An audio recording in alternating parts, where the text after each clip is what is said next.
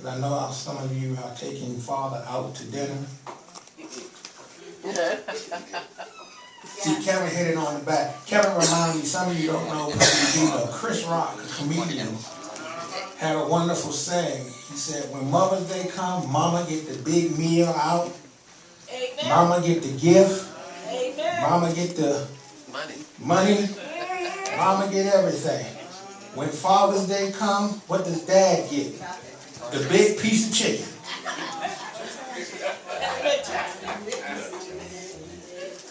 Amen. Amen. Amen. And Chris had me rolling. We were listening to him last night at work over YouTube. He made a comment to you mothers. He said, dads are always telling the children to thank your mother. Thank your mother for the cooking. Thank your mother for the food. Thank your mother for the thing. But nobody says, hey, Dad, thank you for knocking out that rent. Amen. Amen.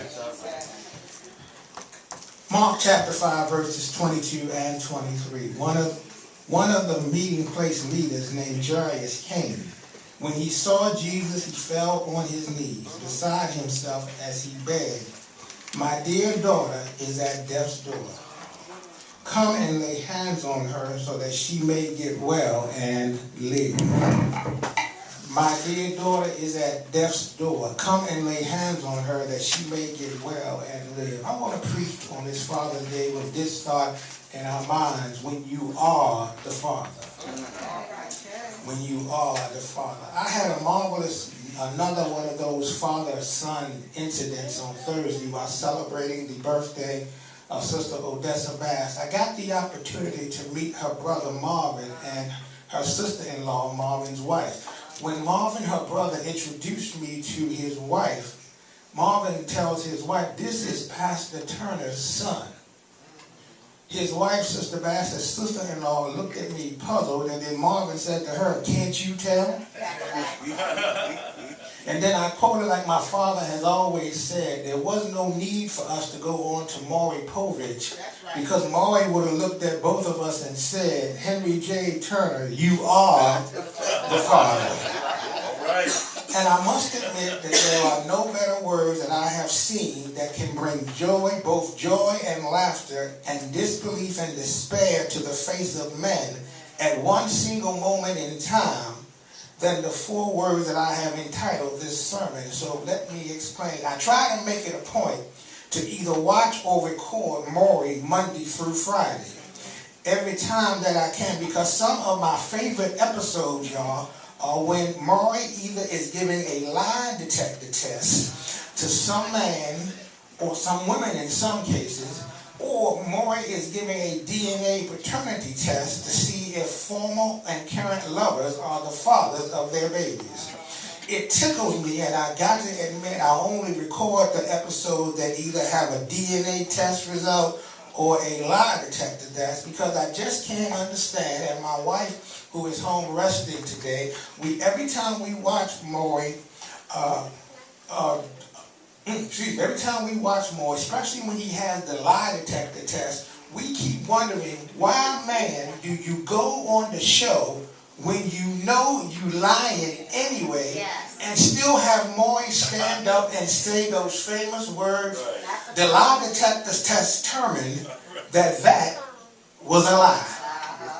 So we come to the part where I love, like I said, the paternity test, where I enjoy watching them. It tickles me how the young woman will come out and inform and admit to Maury how they met, how they fell in love and got pregnant by these men. And then to have the men come out and sometimes admit and also inform the entire studio and television audience that they cannot be the fathers of their children, and then berate and smear the reputations of these women in their denial. The highlight, yes, has always been for me and for most of the studio viewers is when Maury, after first tiring of the arguments between the two individuals, says the results are in, and secondly, after getting the man to admit that if he is the father, that he will be a part of that child's life, is when Maury opens the envelope and says the DNA results show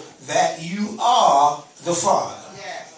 All of the women who now have proof that that man is the father will usually jump up from their chairs and jump in the man's face, screaming that I told you, and then demand that the man stop denying his child or children and be a man and a father.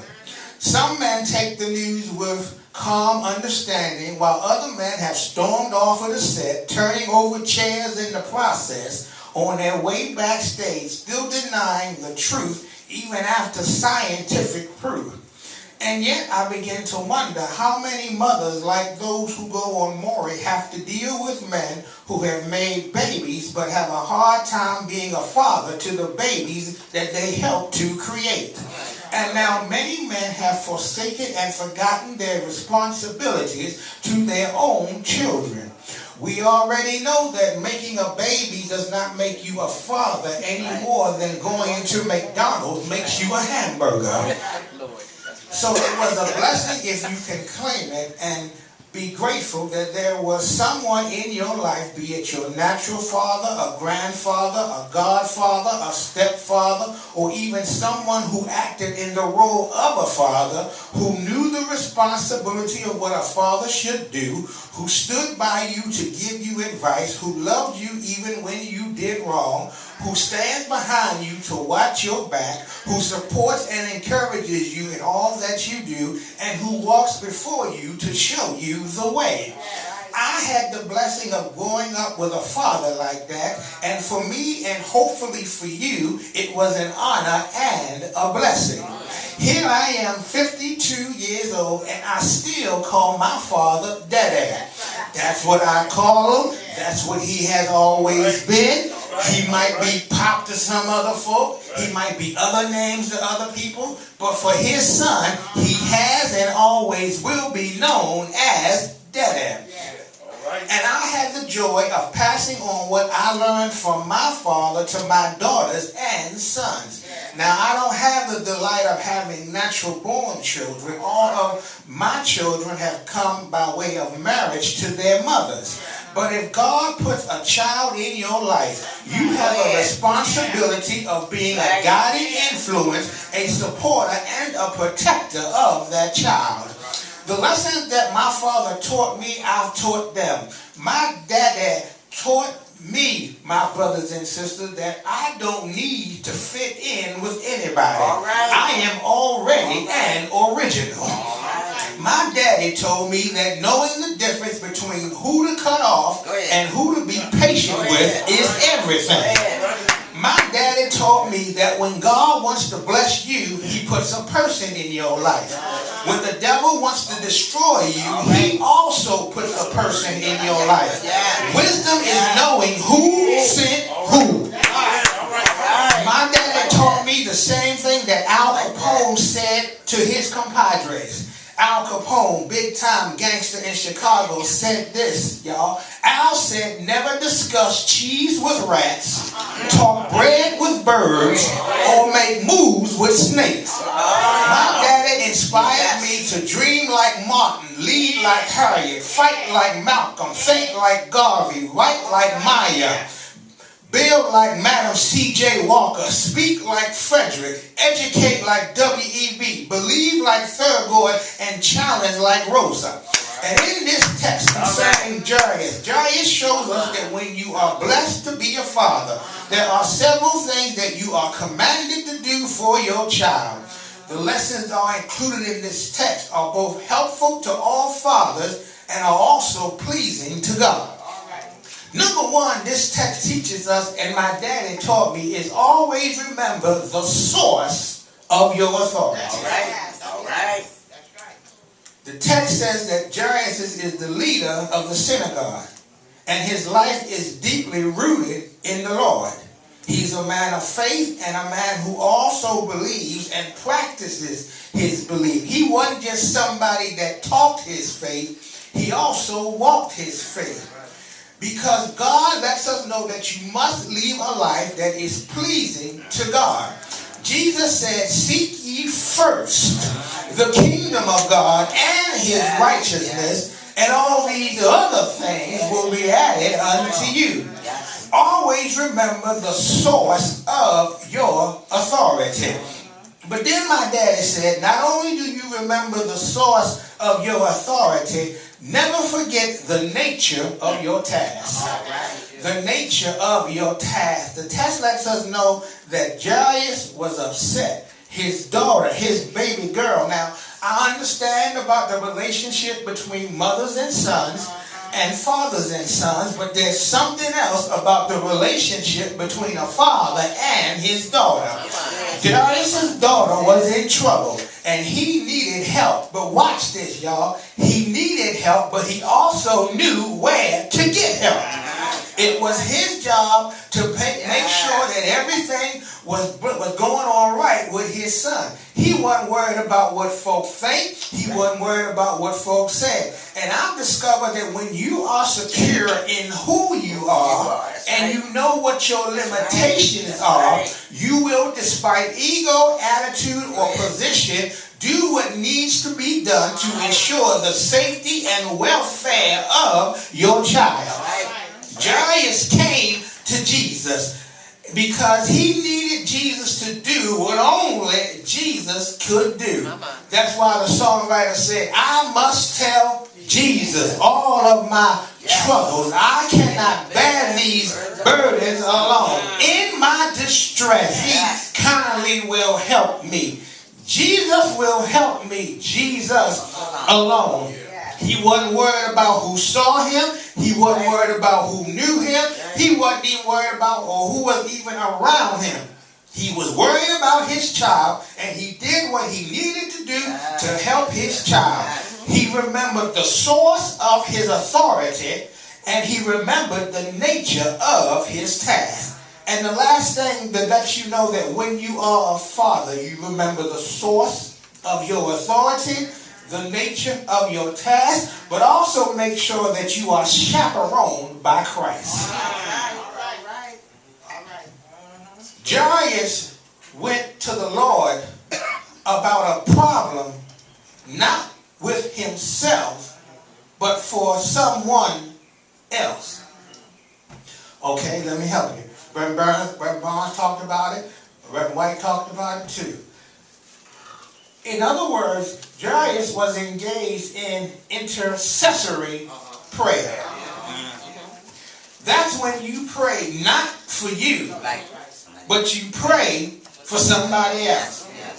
Every Sunday in this church, we have altar prayer. And please don't raise your hand. But I just wonder how many of you will pray for somebody else before you pray for yourself.